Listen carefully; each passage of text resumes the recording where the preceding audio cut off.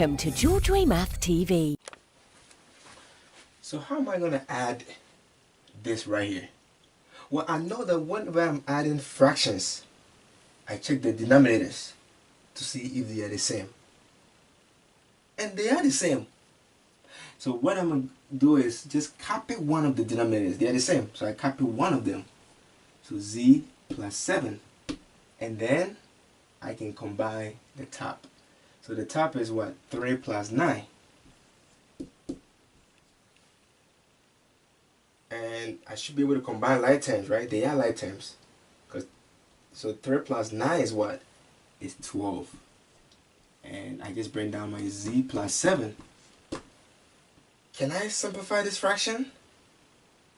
Nope. So that means that would just be my answer. Well, what about this one? Again, whenever I'm adding or subtracting fractions, I check the denominators to see if they are the same. And they are the same.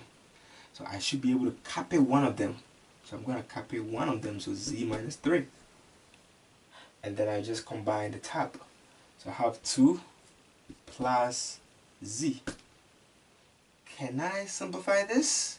Nope, I can't. I shouldn't be tempted to just say I'm going to cancel this, right? Because between these is a minus and a plus, so I cannot cancel like that. So that will, again, that would just be my answer. What about this one? Again, whenever I'm adding or subtracting fractions, I check the denominators first to see if they're the same. If they are not the same, then I'll be finding LCDs and all that.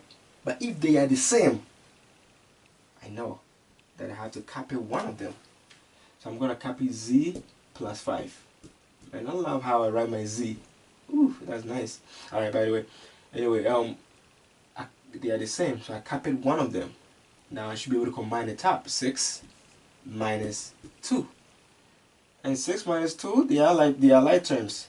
So I should be able to combine it. So 6 minus 2 is 4. And then, of course, I'll break down the denominator, which is z plus 5.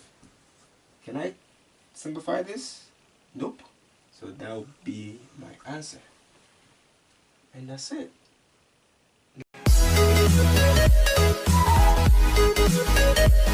Please don't forget to subscribe, tap the bell to be notified for new videos, and share.